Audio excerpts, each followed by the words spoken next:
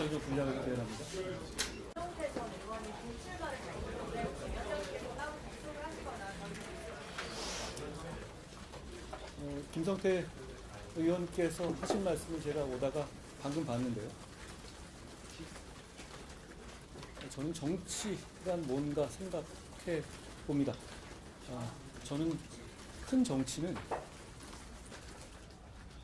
뭐가 되려는 것이 아니라 뭔가 이루려는 것이라고 생각합니다. 그런 마음에서 오늘 저와 김성태 의원님의 마음은 같습니다. 동료시민의 삶을 개선하기 위해서, 그리고 이상한 사람들이 동료시민들의 삶을 망치는 것을 막기 위해서 저도 필요한 결정을 하는 것이고, 김성태 의원께서도 큰 정치인답게 필요한 결정을 해주시는 겁니다. 저희는 함께 가겠습니다. 함께 가서 반드시 이길 것이라는 말씀을 드립니다. 위원장님, 지금 대통령 측근인 서통영 사무처장이 아예 포섭됐는데 혹시 관련해서 어떤 사유인지 좀 보고받은 게 있으실까요? 저는 우리 공천을 시작함에 제가 사실 이 자리를 수락하고 이 일을 함에 있어서 몇 가지 연구를 했었거든요.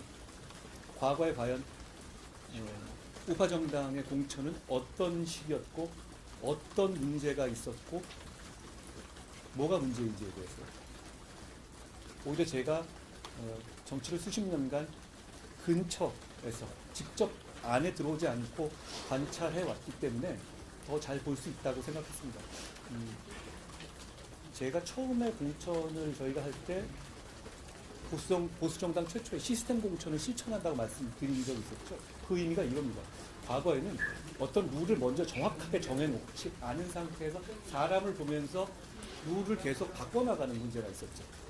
그러니까 소위 말하는 호떡 공천이니 그 공천에서 누가 승복할 수 있겠나요? 그러니까 제도가 그렇게 되면 당연히 여러 가지 생각들이 난무하게 되죠.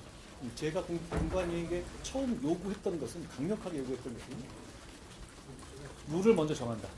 사람을 생각하지 않고, 그리고 그 룰을 첫날 무조건 확정한다는 것이었습니다. 실제로 그렇게 했고요. 그 룰에서 어떤 결과가, 누가 어떻게 탈락할지, 어떤 상황이 될지 그건 전 모르겠어요. 그렇지만 룰을 그런 방식으로 정하게 되면 뜻있는 정치인들은 승복하게 될 겁니다. 누구를 배제하기 위한 목적을 가지고 룰을 정한 게 아니라 룰이 있었던 것이고 결과적으로 결과가 나오는 것이거든요. 예를 들어서 김성태 의원님 같은 경우도 저도 안타깝게 생각하거든요. 그분이 해온 어떤 그 민주주의에 대한 헌신이 있잖아요. 드루킹 특검 그분이 만들어낸 거 아닙니까? 이재명 대표와 달리 그분 진짜 9일간 단식했잖아요. 저는 그렇지만 그럼에도 불구하고 우리 시스템에서 그분이 이렇게 안 되게 된 과정이고 존중해야 된다는 것이고, 그렇다면 저는 김성태 의원 같은 분이 우리의 이 시스템을 공천해 주시는 것도 우리 국민의힘의 달라지는 정치를 보여주는 거라고 생각합니다. 그런 차원에서 어떤 개별이 누가 컷업되는지 문제, 그걸 너무 개별 개인으로 보시지는 않았으면 좋겠습니다. 저도 그렇게 보고 있지 않거든요.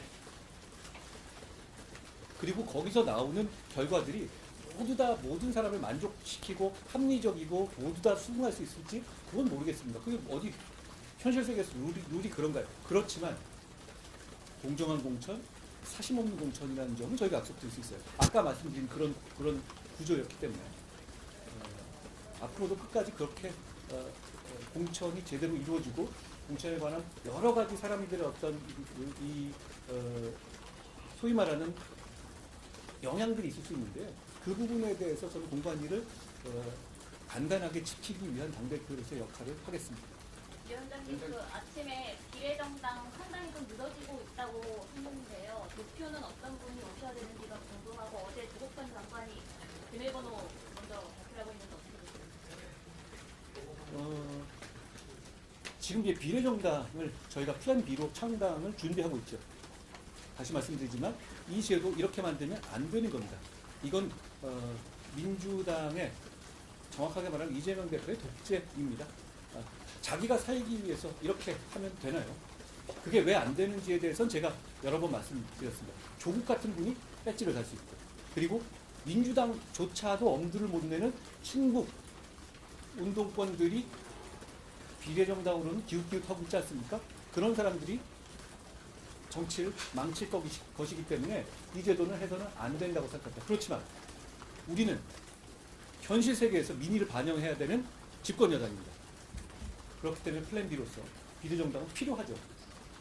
그 비례정당에 대해서 제가 생각하는 건 이겁니다. 과거 우리의 비례정당은 그 경험을 생각해 봐야 됩니다. 어떤 관련자들의 사심이나 자기장사나 그런 문제 때문에 오히려 비례정당이 민의를 반영하는 과정에서 큰 무리를 빚은 적도 많이 있어요. 비례정당은 민주당 이재명 대표를 비롯한 민주당의 꼼수와 협잡에 대응하기 위한 도구일 뿐입니다. 그 도구로서 역할을 충실하게 하기 위한 구조를 제가 짜는 것이지, 그것이 무슨 별개로 완전히 각각의 우리 국민의힘과 전혀 다른 의견들을 오갈 수 있는 그런 도구여야 한다?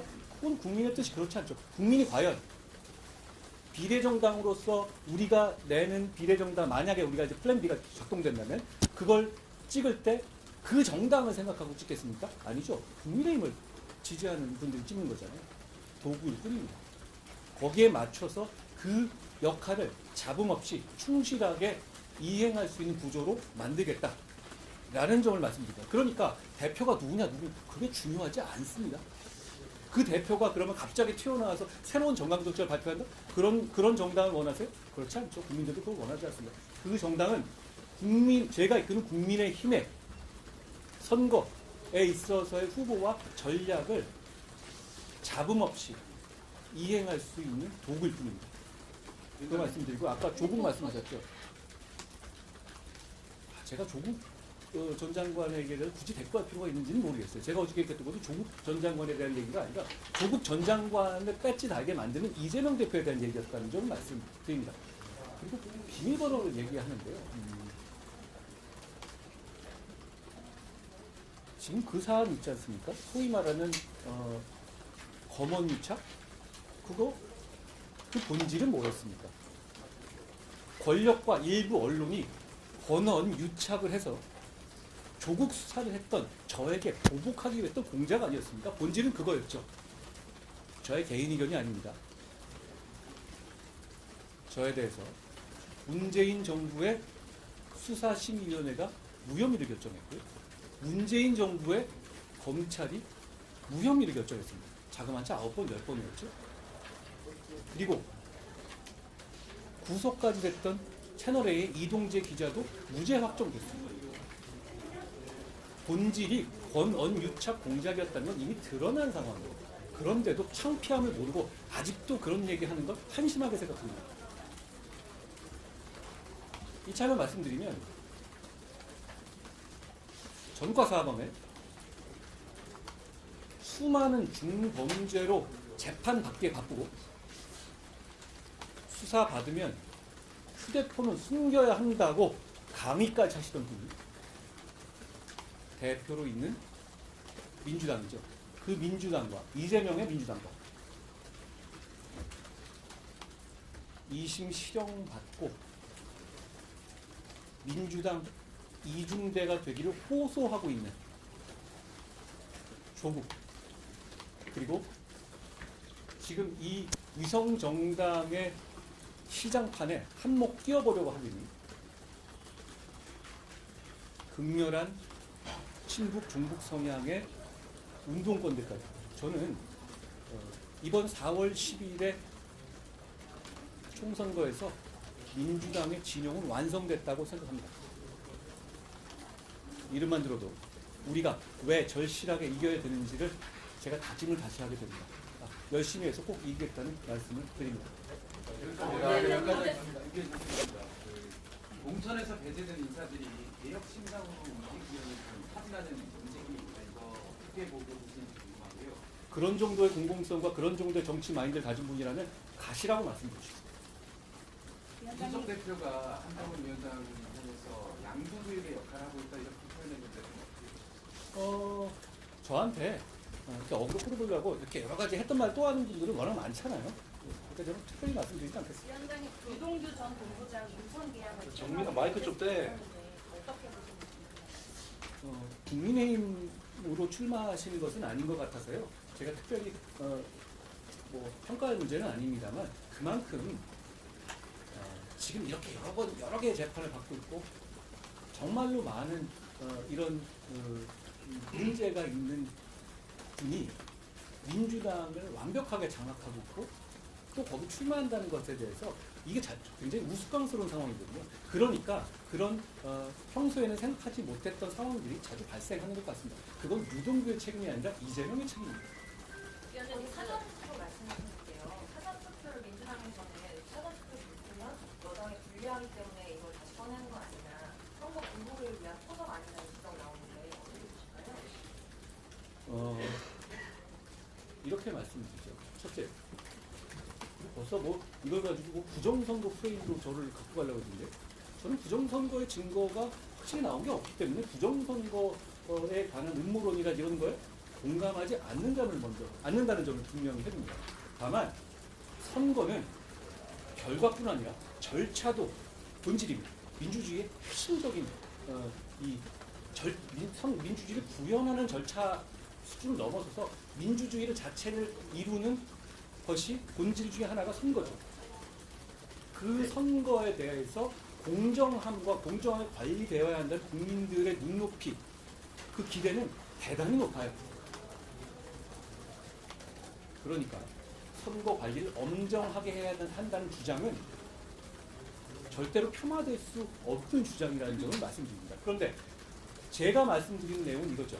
법에 나오는 대로 날인을 하자는 것이고, 그리고 그게 과연 그동안 안 해오던 게 아니라 본투표에선 다 해오던 것이잖아요. 사전투표가 본투표보다 그 한 표의 가치가 낮습니까?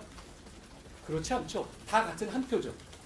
그러면 본투표에서 이미 하고 있는 방식, 그리고 법에 명확하게 나와 있는 방식으로 하자는 것이 무리한 주장입니까? 아니, 저는 그거에 대해서 민주당이 오케이 그렇게 하자 이렇게 나올 줄 알았어요. 그런데 오히려 왜 그러는지가 이상한데요. 다시 말씀드립니다만 선거 관리를 엄정하게 하자라는 주장이 마치 그래? 너 부정선거 뭐 음모론자? 이런 식으로 억지 공격을 할 만한 수준의 얘기가 아니라는 점입니다.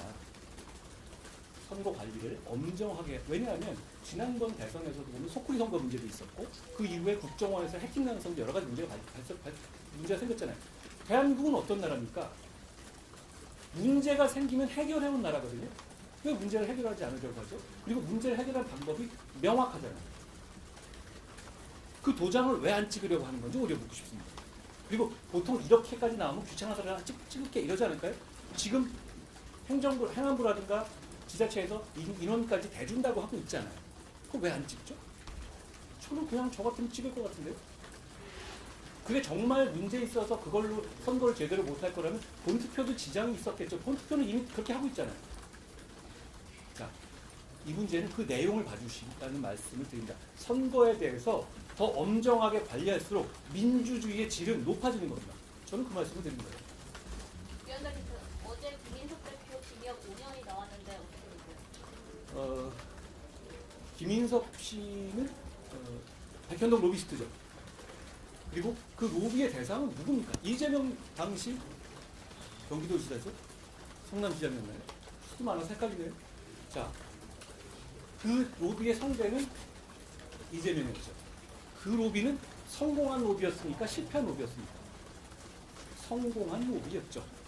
그렇죠? 그리고 그 재판부도 판결에서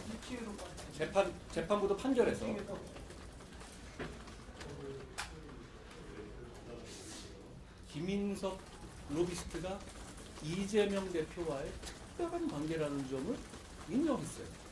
자, 이런 상황에서 그러면 정상적인 어떤 판단을 하는 법조인이라면 누구나 이재명 대표가 김인석 로비스트보다 더 중한 형을 선고받을 가능성이 높아졌구나라고 판단할 겁니다. 많은 분들이 그렇게 생각하실 것 같은데. 그런데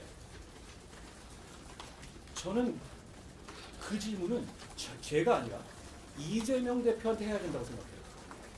제가 아침에 오늘 오다가 보니까 폰을 이렇게 차에서 보다 보니까 이재명 대표가 거기에 대해서 질문을 받았다는 얘기를 한 번도 듣지 못했어요. 어제 선고가 났는데요. 그런 무시무시한 판결이 났잖아요. 그렇죠? 자기가 등장하는 판결. 그리고 오늘도 뭐 최고위 같은 데서 뭐 져놓고 좀 하하거리면 웃기만 하시면서 실제로 그 답은 안 하시던데 그러려면 정치는 왜 합니까? 그렇게 도망다니면서 자기가 직접적으로 문제되는 거에 대한 답을 안 할 거는 정치는 왜 하는 거예요? 전 그거 묻고 싶습니다. 제가 다시 한번 여러분들과 또 공개적으로 이재명 대표께 묻겠습니다. 김인석 재판의 내용에 대해서 본인 설명해야 되는 거 아닙니까? 그런데 본인은 보니까 얘기 안 하고 본인은 딴 얘기하고 뭐 홍익표, 뭐 천주 이런 분들 이렇게 돌려가면서 저 공격하라고 하던데 그거 사람들이 보면 다 알잖아요. 아니 과일을 뭐 홍익표, 천주라고 먹었습니까? 자기가 먹었잖아요. 자기가 먹고 자기가 한 행동은 자기가 답하는 게 국물 아니에요? 그렇게 도망다닐 거면 정치하지 말란 말씀드립니다. 여기까지입니다. 고맙습니다. 이따가 제가 행사 가서는 경선을 안 할게요. 잘 준비성 계신 곳이라서 그런 얘기 안 하고 거기서 그건 그 정도는 안 할게요. 감사합니다.